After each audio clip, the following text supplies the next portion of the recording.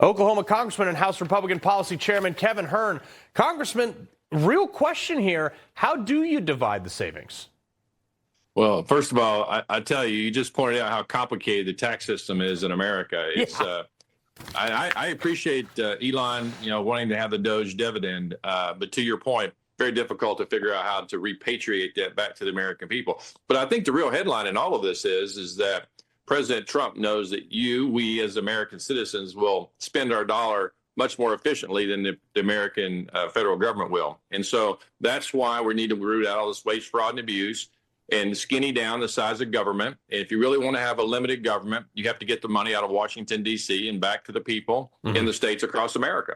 But to give that money back, sir, it's going to come across your desk and your colleagues, your 400-plus colleagues. So, what do you say to Elon when he says, I want to do this? We've saved $1.6 trillion. I want to give this money back. Do you guys propose anything to do that?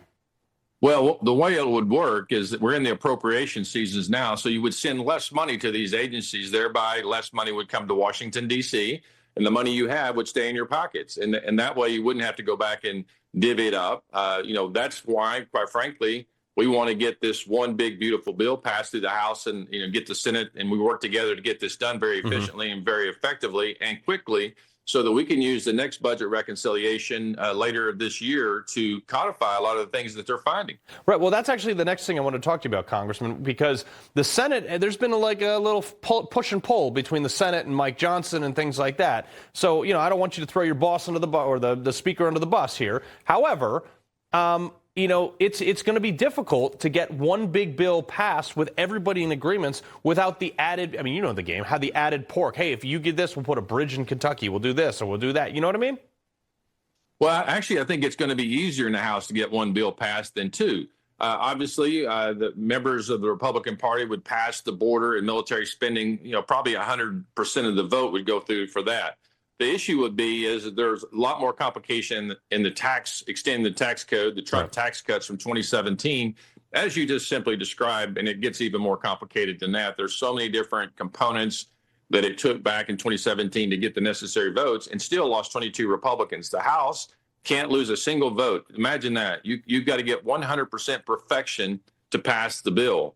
And President Trump, he wants these all passed. We want to do them very quickly so that we can get on with the other parts of the business of making sure that the federal government has been more limited and again, codify the things that they're finding with Doge across the agencies. Yeah, that's, it's been a frustration of mine is that things aren't moving faster, to back Trump up with actual legislation. But these things happen time and time again. And Chuck Schumer, he plans to use this week's budget votes to force Republicans. He's like, well, you're going to have to choose between defending tax cuts for billionaires, which I explained is nonsense, or defying President Trump and Elon Musk. And I'm like, hold up a sec here, dude. Like, this guy is worth a ton of money on a government salary and a career in government. Like, why don't we audit that guy and then let him talk about taxes?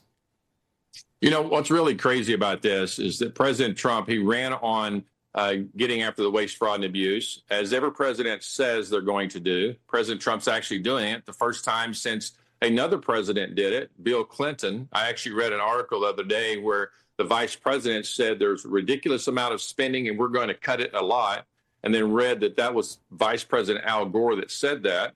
Bill Clinton cut 273,000 federal jobs in 1994. If you remember, in 1996, then Speaker Newt Gingrich came together with then Democrat President Bill Clinton. They ran 4 consecutive years of budget surpluses because they got after making sure that the right people were on Medicaid and Medicare and Social Security, not the waste, fraud, and abuse, and the people that weren't eligible. And we had the greatest economy that we've seen in the last 30 years and during that time. And so we need to get back to that. President Trump ran on that. The American people elected him with a mandate, electoral vote, popular vote.